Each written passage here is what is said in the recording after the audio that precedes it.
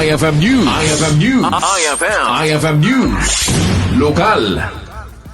Impasingked ti lokal gobyerno ti Dingras Ilocos Norte ama ijayjayan ti benteng bigas sa programa ni PBBM basar ti post ti LGU Dingras ket kas rice granary ti Ilocos Norte ket adan iti kasto a programa da ken maibilang ti Dingras akas sentro ti rice production na ibata ditoy at ti Dingras ti umuna nga LGU amang ipaay ti benteng bigas kadagiti kakailyan iti launching iti naso a programa ket ditoy nagbinulig ti LGU Dingras ket ti Provincial Government of Ilocos Norte nagbali na presente iti programa digiti staff ni Congressman Angelo Marcos Barba, Bukal Joffrey Sagid, Department of Agriculture, NFA Ken Food Terminal Incorporated. Gapo iti daytoy ket napalaos launa iti panagyaman digiti umili, gapo taadan iti pangalaan da tinalaka abagas sa mabalin nga isa ang itinaldaw.